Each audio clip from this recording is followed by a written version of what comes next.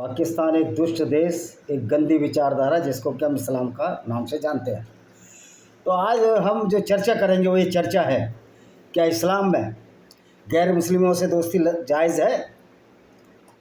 क्योंकि बहुत से मैंने देखा है पार्कों में बड़ी चर्चाएं करते हैं, नहीं वो मुसलमान मेरा बड़ा अच्छा है, वो किराएदार है। ओ भाई, वो मुसलमान इसलिए अच्छा है कि वो इस्लाम को नहीं मान रहा या तुमको धोखा दे रहा है, तुमसे भाईचारा कर रहा है, क्योंकि तुम्हारी दुकान उसने किराए पर नहीं रखी है, तुम्हारे वहाँ नौकरी कर रहा है। या तो बेचारा इतना भोला भाला है, कुरान को नहीं पढ़ा, लेकिन कुरान को पढ़ने वाला कोई भी मुसलमान धोखेबाज ना हो ये हो ही नहीं सकता, क्योंकि इस्लाम धोखेबाजी सिखाता है। अगर कोई मुस्लिम भाई ये टिप्पणी करेगा क्या मोहम्मद धोखेबाज थे, तो मैं सैकड़ों उदाहरण दे दूंगा, अगला वीडियो मैं इसी में बना लूँगा।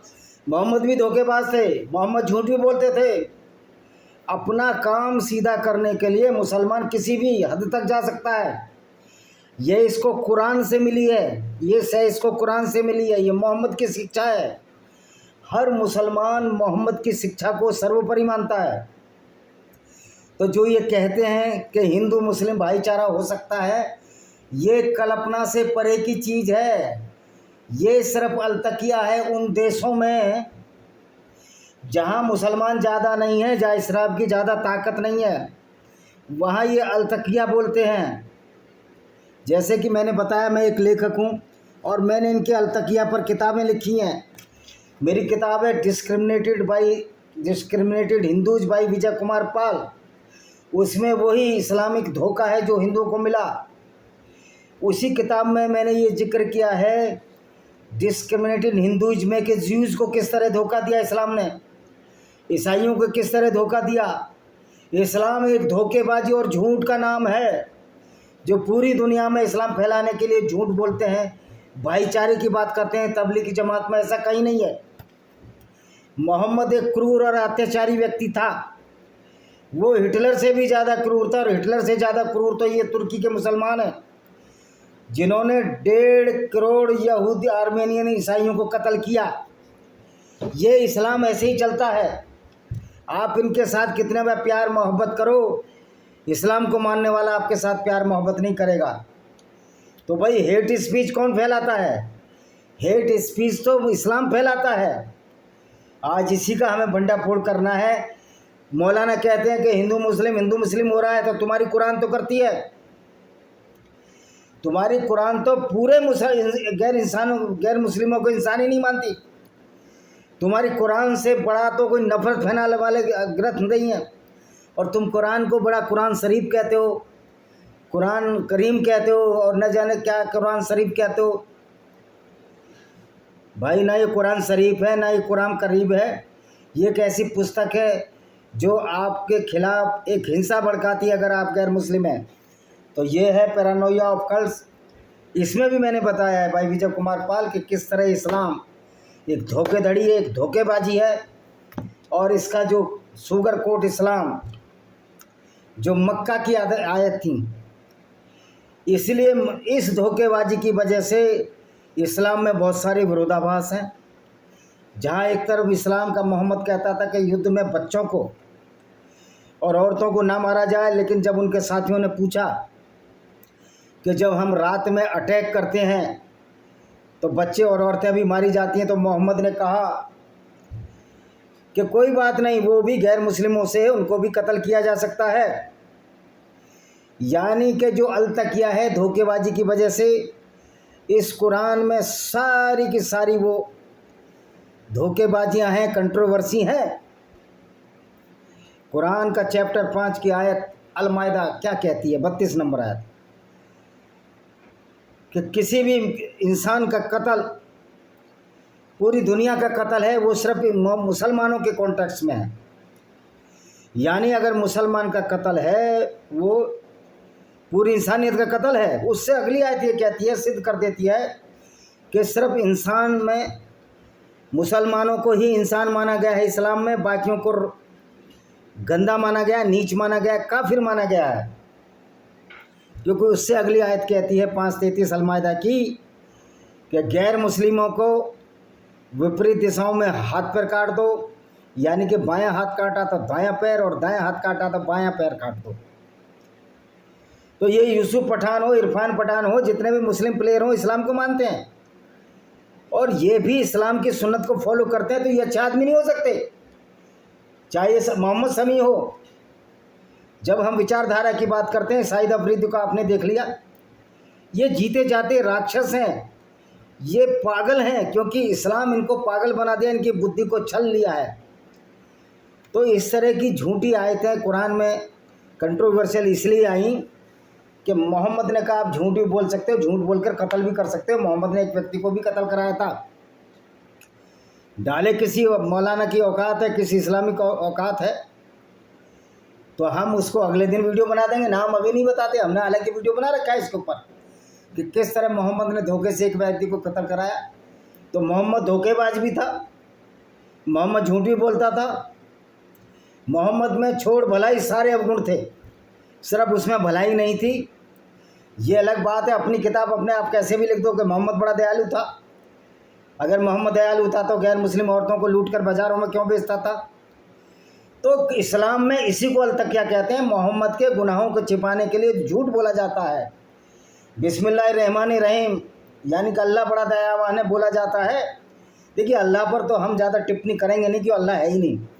There is no Allah at all, कोई अल्लाह नहीं है। ये मोहम्मद का बनाया हुआ फ्रॉड था जिसको हम अल्लाह के नाम से जानते हैं। तो जो कुरान है, कुरान का झूठ इस तरह है, अब्दुल के पीछे पुलिस, पुलिस के पीछे अब्दुल, अब्दुल अब्दुल अब्दुल, आगे आगे अब्दुल, पीछे अब्दुल, कहाँ जा रहा अब्दुल? अब्दुल के दो आगे अब्दुल, अब्दुल के दो पीछे अब्दुल, अक्कड़ बक्कड़ बेंगलोर बो, अब्दुल शहर को फूंक दो, 100 में लगा धागा, अब्दुल मसाल लेके भागा, मसाल में डाला तेल, अब्दुल जाएगा जेल। तो इस तरह के, इसी तरह के ये लोग हैं, अटकन मटकन दही चटाकन, थाने में बस आग लगावन, अब्दुल अब्दुल अब्दुल। अब्दुल आग लगाएगा, फिर ह्यूमन चेन बनाएगा, फिर फोटो खिंचाएगा, फिर अच्छा अब्दुल कहलाएगा। पर अब्दुल भाई ये तो बोलो, अपने दिल के राज तो खोलो। मंदिर को बचा रहे थे, किससे जलाने वाले किस मजहब के थे?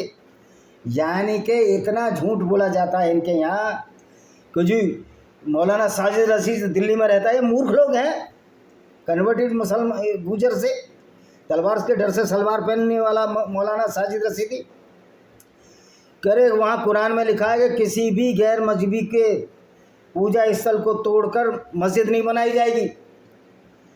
तो फिर तुमने क्यों राम मंदिर बना ली, बाबरी मस्जिद बना दी राम मंदिर तोड़कर?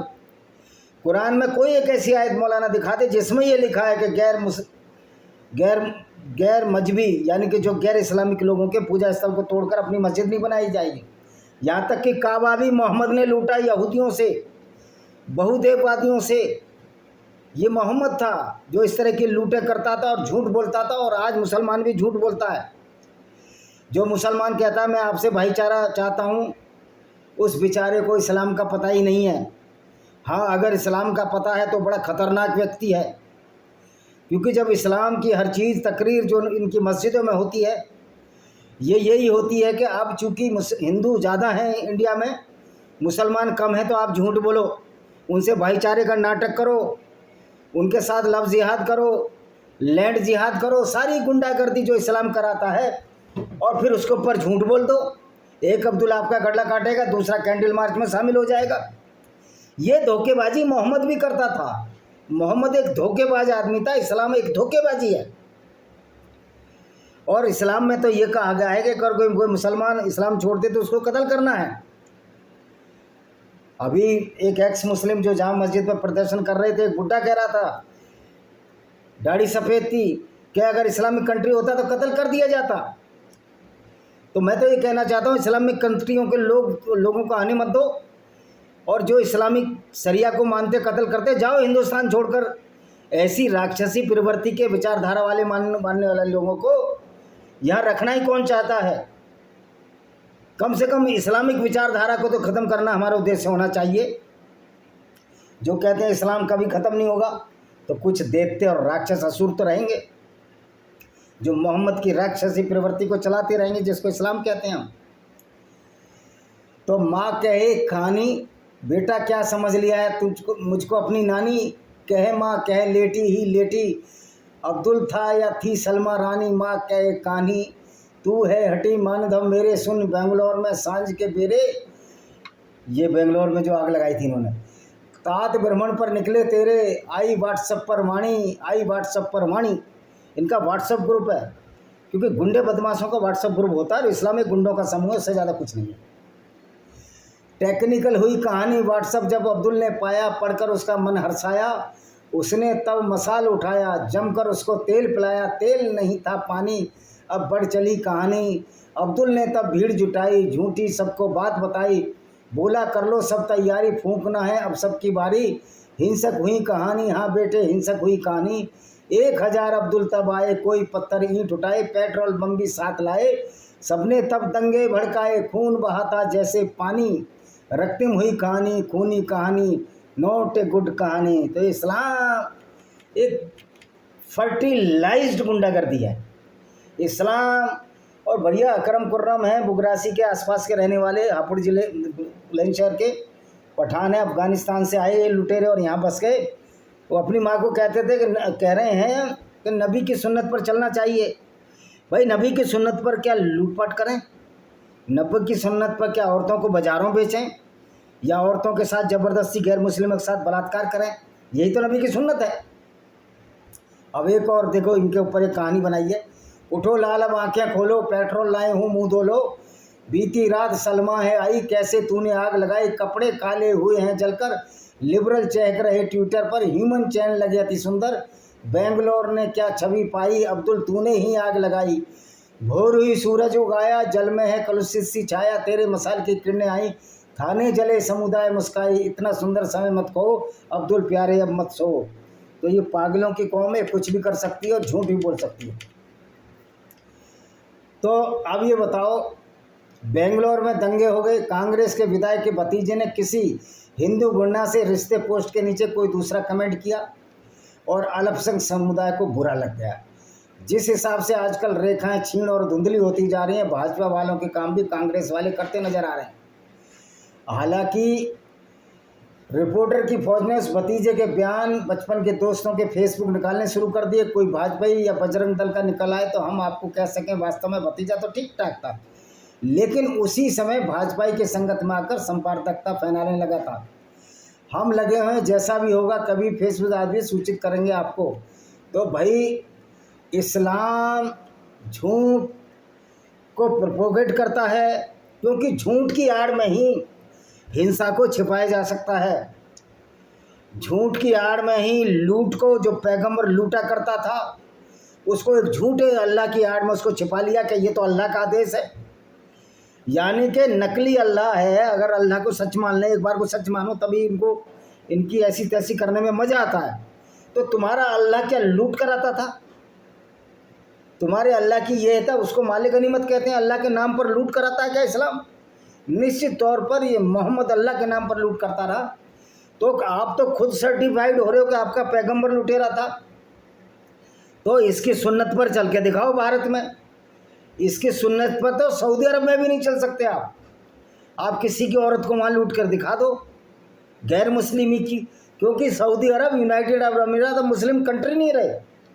वो भी समझ रहे हैं कि इस पैगंबर के सऊदी अरब में पैदा होने से हम कितने बदनाम हो गए। सऊदी अरब के प्रिंस मोहम्मद बिन सलमान समझते हैं कि इस पैगंबर मोहम्मद ने हमारी ऐसी की तैसी कर दी, लेकिन भारत और पाकिस्तान के और बांग्लादेश के कन्वर्टेड मुसलमान मोहम्मद यूनुस जैसे जो तलवार के डर से सलवार पहन लिए, उनको समझ में नहीं आ रही कि साला मैं तो साहब बन गया, साहब बन के ऐसा तन गया। एक ऐसे पैगंबर जो एक लुटेरा था, उसकी टीचिंग मानकर अपने आप को अति स्वाभिमानी समझने लगे, अति सुपीरियर समझने लगे। एक मुसलमान 10 के बराबर अपने को समझता है, मदरसे में ये शिक्षा दी जाती है। तभी तो देखो पतले पतले झिंगड़े केकड़े जैसे ही मुसलमान चाकू लेकर लोगों को कत्ल कर देते हैं।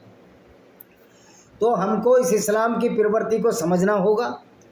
इस्लाम की प्रवृत्ति कहती है भी किसी भी तरह आप गैर मुस्लिमों को कत्ल करो, लेकिन इस्लाम फैलाना है, इस्लाम की सुन्नत फैलानी। मैं पूछता हूँ, जब पूरी दुनिया में मुसलमान हो जाएंगे तो क्या तुम एक दूसरे की बहन बेटियों के साथ बलात्कार करोगे?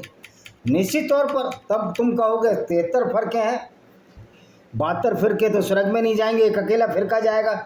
फिर तुम आपस में लड़ोगे, जब आपस में एक मुसलमान बच जाएगा वो अपने धड़ से लड़ाई करेगा, क्योंकि ये मूर्खता का आलम है। इस्लाम में हर गंदी बात को छिपाने के लिए झूठ का सहारा लिया जाता है, जिसको कि इस्लाम में अल-तकिया कहा जाता है।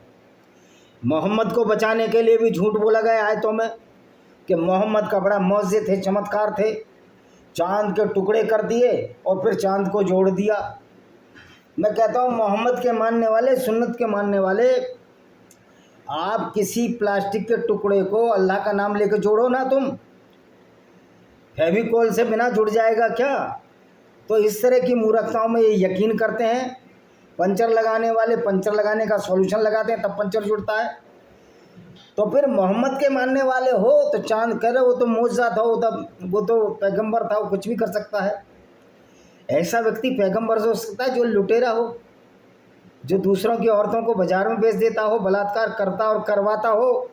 लानत है ऐसे पैगंबर पर। एक ऐसा आइकॉन तुम्हारा हीरो है जो काफिले लूटता था और उसके बाद जो पाकिस्तान मिसाल बना रहा है, गौरी शाहीन, अरे ये सारे लुटेरे थे, अफगानी लुटेरे थे। लेकिन इस्लाम में तो झूठ बोलकर उनको सही साबित किया जाता है, वो इस्लाम की राह पर थे। तो कुरान पढ़ने से आपकी पोल खुलती है कि इस्लाम की राह क्या है, किस तरह अल्लाह के नाम से सारी गुंडागर्दी को मोहम्मद पूरी ज़िंदगी सही साबित करता रहा। ये है तुम्हारी इस्लाम की राह, झूठ बोलकर इस्लाम को बचाने की कोशिश। और देखिए, सावन के अंधे को हरा ही हरा दिखता है। ये सोचते हैं मुसलमान कि 14 साल पहले वाली बात है और अल्लाह से लोग डरेंगे, एक मुसलमान 10 के बराबर हो जाएगा और हम झूठ बोलते चले जाएंगे, अल्लाह को साबित कर देंगे अल्लाह बहुत अच्छा है।